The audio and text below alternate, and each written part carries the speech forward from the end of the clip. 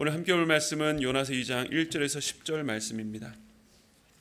요나서 2장 1절에서 10절 말씀 우리 함께 한 절씩 교독할 때 제가 먼저 읽겠습니다. 요나가 물고기 뱃속에서 그의 하나님 여호와께 기도하여 이르되 내가 받는 고난으로 말미암아 여호와께 불러 아뢰었더니 주께서 내게 대답하셨고 내가 스올의 뱃속에서 부르짖었더니 주께서 내 음성을 들으셨나이다. 주께서 나를 깊음 속 바다 가운데 던지셨으므로 큰 물이 나를 들렀고 주의 파도와 큰 물결이 다 내 위에 넘쳤나이다. 내가 말하기를 내가 주의 목전에서 쫓겨났을지라도 다시 주의 성전을 바라보겠다 하였나이다. 물이 날 영혼까지 둘러싸우며 깊음이 나를 애워싸고 바다풀이 내 머리를 감쌌나이다. 내가 산의 뿌리까지 내려갔사오며 땅이 그 빗장으로 나를 오래도록 막았사오나 나의 하나님 여호와여 주께서 내 생명을 구덩이에서 건지셨나이다. 내 영혼이 내 속에서 피곤할 때에 내가 여호와를 생각하였더니 내 기도가 주께 이르러 싸우며 주의 성전에 미쳤나이다.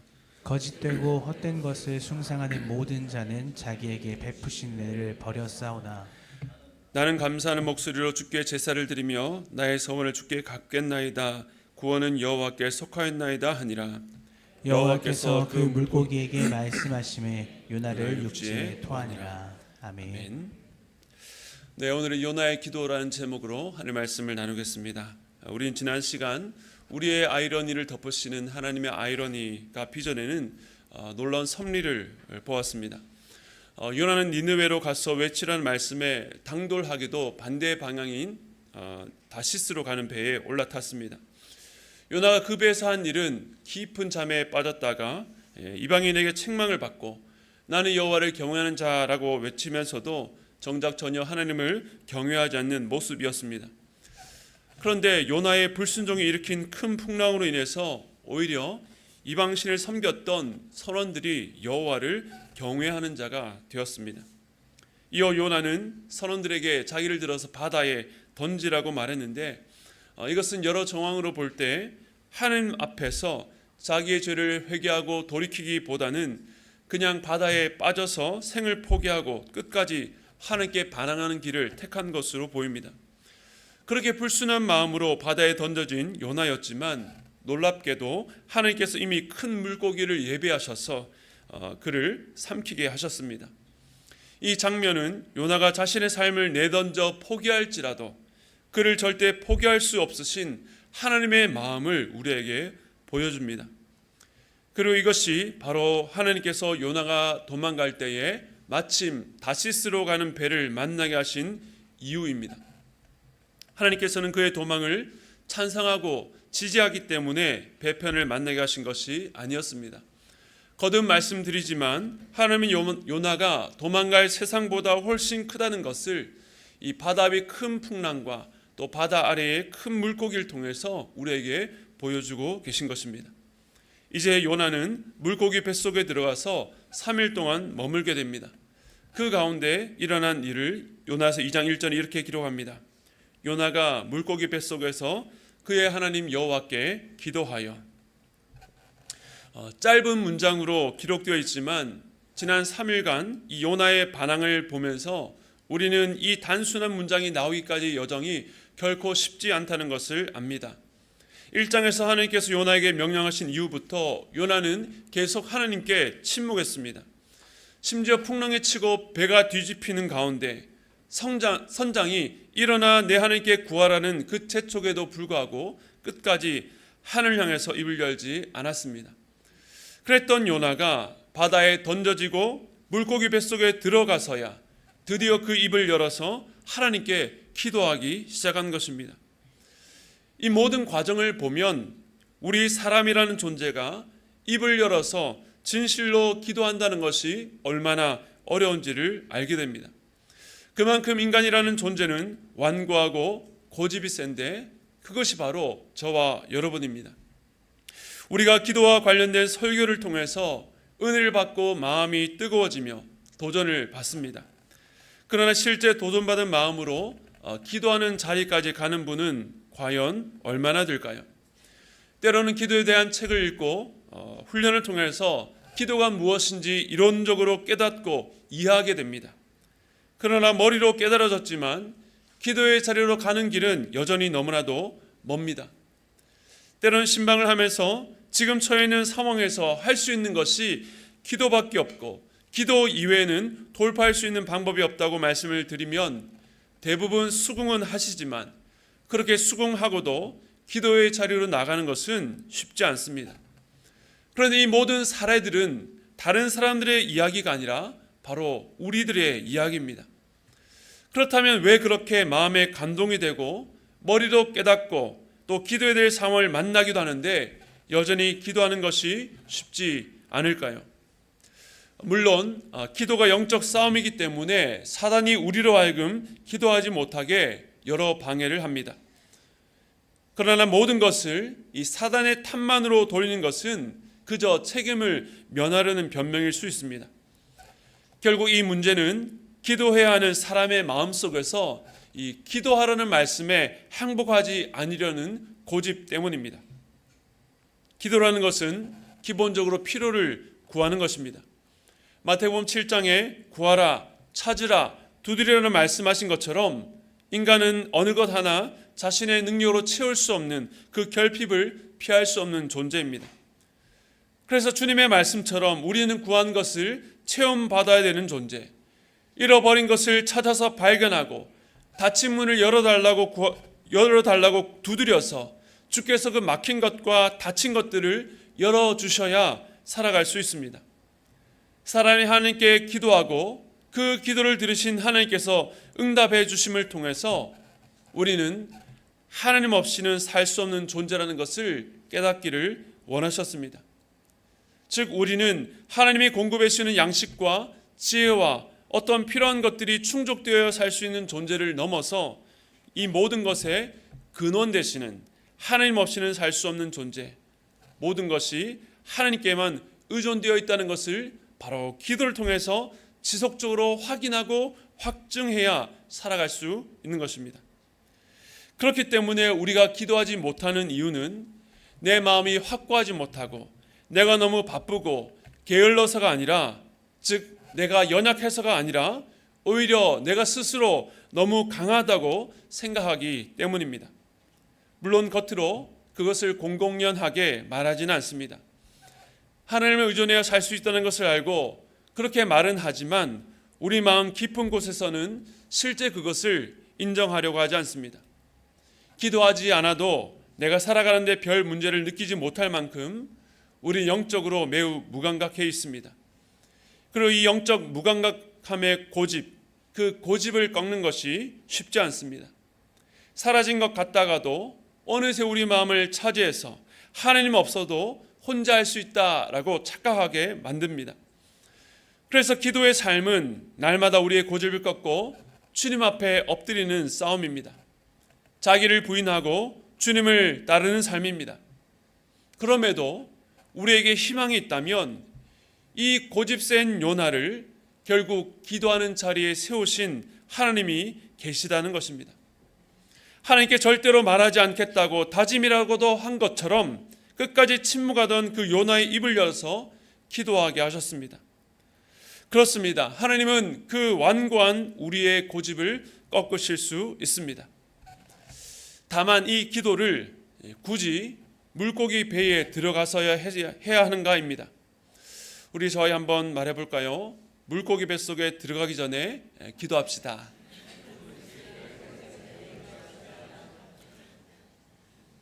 요나는 물고기 뱃속에서 기도합니다.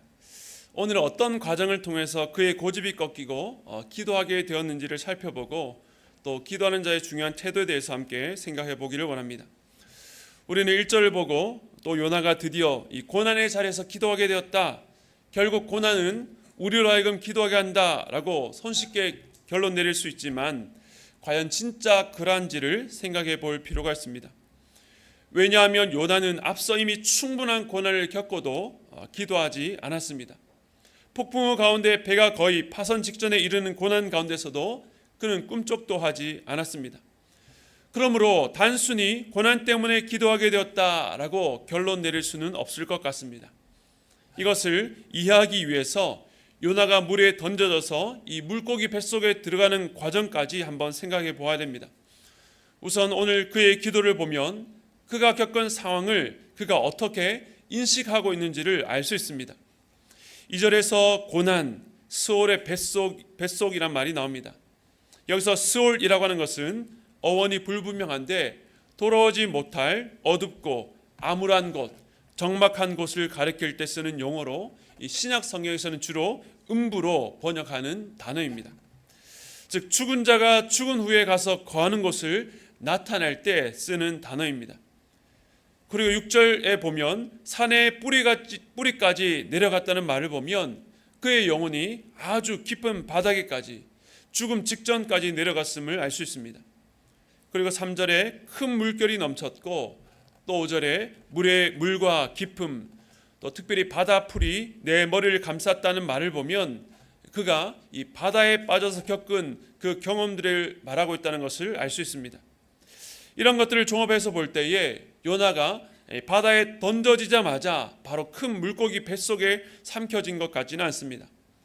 바다 물맛을 좀 본 것 같습니다. 물에 깊이 잠겨서 아래로 내려가서 바닥에 바다풀이 자신의 머리를 휘감는 상황까지 물속에서 어느 정도 시간을 보냈던 것 같습니다. 물속에서 숨을 참을 수 있는 시간이 그리 길지는 않지만 그 짧은 시간이 요나에게는 아주 길게 느껴졌을 것입니다. 사람이 어떤 큰 일을 겪게 될 때에 어떤 사고의 순간에 자신이 살아왔던 인생이 그 짧은 순간에 주마등처럼 지나간다는 말처럼 요나가 물속에서 보낸 그 매우 짧은 시간 동안에 수많은 생각들이 스쳐 지나갔을 것입니다. 한 움큼의 숨도 허락되지 않는 물속, 입으로 바닷물이 쏟아져 들어오면서 이제 죽음이 다가왔구나, 정말 죽음밖에 없다는 생각이 들었을 때에 1장에서 보여진 그의 삶에 대해서도 다시 생각하게 되었을 것입니다. 그 상황에서 요나는 무엇이 가장 두려웠을까요? 그가 배 위에서 죽겠다는 심정으로 나를 물속으로 던지라 할 때의 마음과 진짜 물속에 들어가서 죽음 앞에 갔을 때는 전혀 다른 느낌이었을 것입니다. 우선은 육체적인 죽음이 두려웠겠지만 그보다 더 근본적인 두려움을 마주하게 되었을 것입니다. 그것은 단지 생명이 끊어지는 두려움이 아니라 자기가 지금껏 섬기며 살아왔던 하나님에게서 끊어지는 두려움이었을 것입니다. 저도 가끔 죽음에 대해서 생각하면서 그 마지막 순간 내 삶을 돌아볼 때에 부족했지만 하나님께서 내게 허락하신 것으로 하나님을 섬기다 맞이하는 죽음이라면 좋겠다는 생각을 하게 됩니다. 그렇지 않고 마음대로 살다가 혹은 반항하다가 맞이하는 갑작스러운 죽음이라면 얼마나 허망하고 나를 구원해 주신 하나님께 죄송스러울까라는 생각을 하게 되었습니다. 요나도 반항의 끝을 달리다가 막상 닥친 죽음 앞에서 깊은 자책과 후회를 겪게 되었을 것입니다. 내가 선지자라는 이름을 갖고 살다가 왜 이렇게 허망한 죽음을 겪게 되었는가? 인생의 끝에서 하나님께 반항하다 맞이하는 죽음을 어떻게 그저 덤덤하게 받아들일 수 있었겠습니까? 그런데 그 자리에서 요나가 경험한 것을 요나서 2장 6절은 이렇게 말합니다. 우리 함께 읽겠습니다. 시작. 내가 산의 뿌리까지 내려갔사오며 땅이 그 빗장으로 나를 오래도록 막았사오나 나의 하나님 여호와여 주께서 내 생명을 구덩이에서 건지셨나이다. 아멘. 산의 뿌리라고 하는 아주 깊은 곳, 눈에 보이지 않는 그곳, 빗장으로 가로막혀서 누구도 건질 수 없을 것 같았던 그 곳에서 주께서 자신의 생명을 그 구덩이에서 건져주셨다라고 고백합니다. 이제는 다시 삶으로 돌이킬 기회가 완전히 사라졌다 생각했을 때에 하나님께서 그를 건져주신 것입니다. 요나가 경험했던 이 하나님의 구원은 어떻게 일어났습니까? 죽음의 위기를 만났을 때에 금식하면서 회개하고 하나님께 열심히 기도하고 부르짖어서 구원받은 것이 아니라 요나가 그렇게 반항했음에도 불구하고 그 죽음의 빗장을 깨뜨려서 건짐받은 것입니다. 물속에 빠진 그 짧은 찰나의 순간에 얼마나 깊은 통회와 회개가 가능하겠습니까? 그저 머릿속에 풀어낼 수 없는 다양한 감정들과 회한들을 아는 채 죽음으로 내려가는데 주께서 그를 건져 주셨습니다. 마찬가지로 하나님은 우리의 반항에도 불구하고 기다리시고 인내하시며 생각지 못한 방식과 기대하지 못한 때에 우리를 구원해 주십니다. 바로 그때에 우리가 깨닫게 되는 것이 무엇입니까? 아, 이것이 하나님의 은혜구나. 이것이야말로 하나님의 은혜라고 고백하게 됩니다. 요나는 받을 자격 없는 자에게 베푸신 하나님의 크신 긍휼과 사랑, 그 구원의 은혜를 통과해서 물고기 뱃속에 가게 되었습니다. 그리고 바로 그 자리에 자신을 죽음의 바다에 던졌지만 구원받은 곳에서 기도가 시작됩니다. 그래서 물고기 뱃속은 참 독특한 공간입니다. 요나가 계속 물속에 있었다면 당연히 죽을 수밖에 없으니 물고기 뱃속은 우선 구원의 공간입니다. 그러나 또 한편으로 물고기 뱃속은 여전히 갇혀있는 징계의 공간입니다. 하나님의 구원을 경험하면서도 지금까지 자신의 고집과 불순종에 대한 심판과 징계를 겪고 있는 자리에서 요나는 비로소 입을 열어 기도한 것입니다. 이곳에서 요나가 할 수 있는 것은 기도뿐입니다. 그야말로 바다 한가운데서 하나님께서 요나를 위해서 만드신 전용 기도실이었습니다. 그래서 요나의 기도를 보면 자신이 도망친 세상보다 더 크신 하나님, 자신의 반항을 미리 아시고 이미 더 큰 울타리로 자신을 둘러싼 그 하나님에 대한 고백을 발견할 수 있습니다. 요나서 2장 3절 말씀 우리 함께 읽겠습니다. 시작. 주께서 나를 깊음 속 바다 가운데 던지셨으므로 큰 물이 나를 둘렀고 주의 파도와 큰 물결이 다 내 위에 넘쳤나이다. 그리고 5절 말씀도 읽겠습니다. 시작. 물이 나를 영혼까지 둘러싸우며 깊음이 나를 에워싸고 바닷불이 내 머리를 감쌌나이다. 여기서 공통적인 단어가 물들이 요나를 둘러싸고 에워싸고 감쌌다는 것입니다. 아까 살펴본 것처럼 이 말의 첫 번째 의미는 요나가 물에 빠진 당시의 상황을 묘사한 말들입니다. 그 깊은 바다, 한 움큼의 산소도 없는 그 막막함, 자신의 온몸과 심지어 가장 깊은 내면에 들어갈 수 있는 영혼까지도 물에 둘러싸인 것을 표현했습니다. 그러나 이 바다를 통과해서 물고기 뱃속에서 비로소 기도하게 된 요나를 생각하면 이 물들이 단순히 요나를 죽이려는 고난이나 바다와 같은 물질만이 아님을 알 수 있습니다. 3절에서 보면 그냥 파도와 물결이라고 하지 않고 주의 파도와 물결이라고 고백합니다. 이것은 하나님께서 일으키시고 주관하시는 파도와 물결입니다. 즉 요나를 둘러싸고 있는 것은 그저 단순한 죽음의 위협이나 감정이 없는 물질로서의 바다가 아니라 요나를 붙들고 놓지 않으시는 하나님의 손길이었다라고 고백하고 있는 것입니다. 그에게 잠시의 죽음을 맛보게 하셨지만 그 죽음을 통과해 구원을 경험하게 하셨습니다. 요나는 하나님의 명령을 거절하여 도망치고 도망쳤지만 자기를 둘러싼 물처럼 하나님의 손길에서 벗어날 수 없다는 것을 깨닫게 되었던 것입니다. 도망간 그곳에서도 죽음의 자리에서도 여전히 하나님께서 자신의 삶을 둘러싸시고 애워싸고 계시다는 것을 깨닫게 되었습니다. 이 요나서가 처음부터 끝까지 도망치는 요나를 둘러싼 하나님의 일하심을 계속 말해주고 있는 것과 마찬가지입니다. 그러므로 요나는 단지 고난 때문에 기도하게 되는 것이 아니라 고난을 재료로 그를 다루어 가시는 하나님 때문에 기도하게 되었습니다. 죄를 인정하고 용서해달라고 간구하지 않는 요나, 살려달라고 기도하지 않는 요나였는데 그 죽을 요나를 건지셔서 결국 기도하게 하셨습니다. 하나님께서 기도하지 않는 요나의 고집을 꺾으셨습니다. 어떻게 꺾으셨습니까? 고난을 도구로 그를 윽박지르거나 위협해서 기도하게 하신 것이 아니라 받을 자격 없는 자에게 베푸시는 하나님의 사랑과 반항하는 자라도 놓지 않으시고 그를 둘러싸고 애워싸고 감싸주시는 하나님의 손길 안에서 기도하게 하신 것입니다.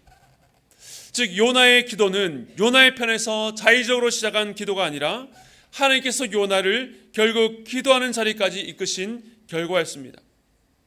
하나님 앞에서 우리의 고집이 꺾이고 우리 영적 무감각함이 깨어나기 위해서 우리에게 어떤 과정이 필요할지 모르겠습니다.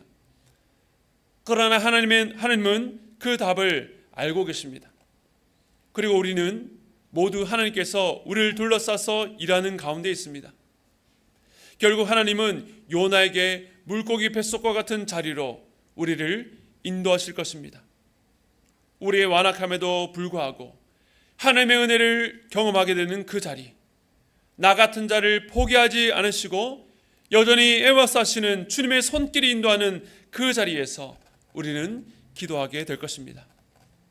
그러므로 더 이상 고집 피우지 말고 하나님을 향해서 기도하는 여러분 되시기를 바랍니다. 이제 요나의 기도의 중요한 특징 한 가지만 살펴보겠습니다. 오늘 요나의 기도에서 눈에 띄는 것은 요나가 자신이 처한 상황을 고난으로 인식하고 있다는 점입니다. 2절에 보면 내가 받는 고난으로 말미암아 아뢰었다. 내가 수월의 뱃속에서 부르짖었더니 라고 나옵니다. 그런데 이 기도문은 시편 120편 1절을 인용한 말씀입니다. 시편에는 이 이외에도 시인이 고난과 환난 가운데 하나님께 부르짖는 내용들이 참 많습니다. 많은 믿음의 선배들이 이 시편의 기도를 자신의 고백으로 하나님께 기도했습니다. 그런데 저는 때로 시편을 읽고 이 기도로 하나님께 나아가려고 하다가도 어떤 이질감을 경험할 때가 많습니다. 왜냐하면 그들이 당하는 고난은 의인으로서 당하는 고난이기 때문입니다. 억울한 고난이요 애매한 고난입니다. 하나님을 대적하는 악한 자들에 의해서 어려움을 당할 때에 시인은 하나님께 자신의 억울함을 호소하면서 자신의 행위를 저울에 달아달라, 나는 무죄하다라고 고백합니다. 읽으면서 도대체 얼마나 깨끗하길래 이렇게 기도할 수 있는가라고 생각이 됩니다. 그런데 제 경우는 억울하게 당하는 고난이기보다는 자초한 고난이 많습니다. 저의 불성신앙과 판단착오, 실수와 잘못, 분명한 죄로 인해서 당하는 고난인데 성격이 다른데 이런 기도를 드려도 되나? 라는 생각이 들 때가 많습니다. 만약 그렇다라고 한다면 요나는 더욱 자유롭지 못해야 됩니다. 그래서 그의 기도를 읽어보면서 갸우뚱하는 지점들이 있었습니다. 속으로 지가 전부 잘못해놓고 마치 의인의 간구처럼 이렇게 기도해도 되나라는 생각이 솔직히 들었습니다. 요나가 1장에서 그 난리를 치고 이 기도를 하고 있기 때문입니다. 지금 요나가 당하는 고난은 억울한 고난이 아니라 하나님의 말씀에 순종하지 않은 결과로 당한 고난이요 환난이었습니다. 심지어 3절에서는 주께서 나를 깊음 속 바다 가운데로 던지셨다라고 말하는데 주님이 던지신 것이 아니라 실제 요나가 선원들에게 자기를 던지라고 말했던 결과 아닙니까? 이상하지 않습니까? 요나는 시편을 인용해서 말하기에는 참으로 민망한 상황을 고난이라고 말하면서 하나님께서 그 기도를 들으신다라고 고백하고 있습니다. 그래서 요나가 참 뻔뻔하다는 생각까지 했습니다. 1장도 뻔뻔했는데 2장 기도하면서도 여전히 뻔뻔합니다. 그런데 요나의 기도를 묵상하면서 어쩌면 그가 우리를 위해서 이런 기도의 모범을 보여준다는 생각이 들었습니다. 다윗이나 다니엘과 같은 영적 거장들의 기도가 아니라 우리와 비슷하고 어떤 면에서는 우리보다 못한 요나가 드리는 기도가 우리에게 이 기도의 문턱을 낮춰줍니다. 사랑하는 성도 여러분, 우리가 하나님께 기도할 때에 이런 뻔뻔함, 담대함이 필요합니다. 사람들이 기도하지 못하는 이유 중에 하나가 하나님 앞에서 너무나도 격식을 차리려고 하기 때문입니다. 어떤 사람은 몸과 마음을 정비하고 내일부터 기도하겠다라고 하고 기도하지 않습니다. 자신의 상황이 좀 더 정리되고 나면 자기 죄 문제를 해결하고 기도하겠다고 합니다. 자기는 다른 사람들처럼 기도를 능숙하게 하지 못하기 때문에 기도하지 못하겠다고 합니다. 그런데 그렇게 혼자서 정리하려고 하면 절대로 정리가 되지 않습니다. 우리가 잘못 선택한 일에 대한 대가를 치르고 있을 때라도 하나님께 나아가야 되는 것입니다. 그렇게 하나님께 엎드릴 때에 하나님은 네가 자초한 것이니 네가 알아서 해라고 절대 매몰차게 거절하지 않으십니다. 오늘 요나의 고백처럼 그 뻔뻔한 죄인이 심판받아 징계를 당할 때에라도 알으면 대답하시고 부르짖을 때에 내 음성을 들으신다고 고백하는 대상이 우리가 믿는 하나님입니다.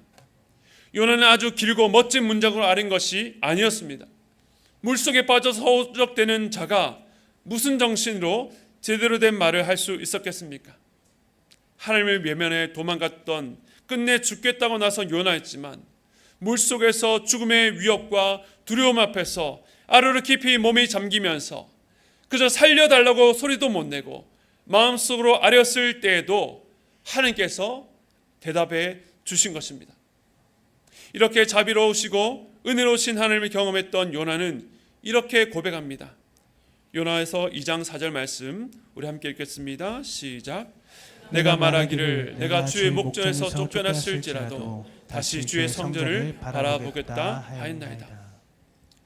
사실 쫓겨난 것이 아니라 자기 발로 하나님을 떠났지만 그 처지가 꼭 쫓겨난 자와 같아진 것입니다. 그러나 그러할지라도 요나의 고백은 다시 주의 성전을 바라보겠나이다입니다. 성전, 지성소, 언약궤, 어린 양의 피로 죄 용서가 선포되었던 그곳을 바라보겠다는 것입니다. 우리도 하나님 앞에서 나아갈 때에 이런 뻔뻔함, 담대함이 있었으면 합니다. 우린 너무 생각이 많고 계산이 많습니다. 형식을 중요하게 생각합니다. 그러나 아무리 좋고 필요한 것이라 할지라도 그것들이 결국 우리로 하여금 기도의 자리로 나가지 못하게 한다면 차라리 버리는 것이 낫습니다. 우리에게 필요한 것은 나는 부족하고 나의 실수와 잘못을 인해서 모든 것을 망쳐버렸지만 용서하시고 다시 품어주시는 주님만을 바라보고 나아가는 것입니다. 고집센 우리를 기도하게 하시고 그 기도를 들으시는 하나님, 이 민망한 자, 어리석은 자의 기도에도 귀를 기울이시고 응답하시는 하나님 앞에 나아가 엎드려야 하는 것입니다. 제가 오늘 기도에 관한 설교를 했지만 이 설교를 들으시고 몇 명이나 실제 기도하는 자리에 가실지는 모르겠습니다. 오늘 설교 들으면서 그래 기도해야 되지라고 했는데 여전히 기도하지 않을 수도 있습니다. 그런데 제가 이번 말씀을 준비하면서 믿는 구석이 생겼습니다. 제가 전하는 말씀을 아무리 들어도 여러분은 변하지 않을 수 있지만 하나님께서 여러분을 맹추격하신다는 것입니다. 기도하지 않고는 견딜 수 없는 자리까지 몰아가실 것입니다. 여러분의 환경과 일상에서 일어나는 모든 일 가운데에서 하나님께서 여러분의 삶을 어떻게 애워싸고 계신지 깨닫기를 바랍니다. 그래서 여러분의 고집이 꺾이는 그 자리, 하나님 앞에서 두 손을 들고 기도하며 나아가는 저와 여러분 되시기를 바랍니다. 축복의 자리, 기도의 자리를 그 어떤 것과도 바꾸지 않는, 그래서 정말로 하나님과 동행하는 은혜를 날마다 누리시는 저와 여러분 되시기를 주님의 이름으로 축복합니다.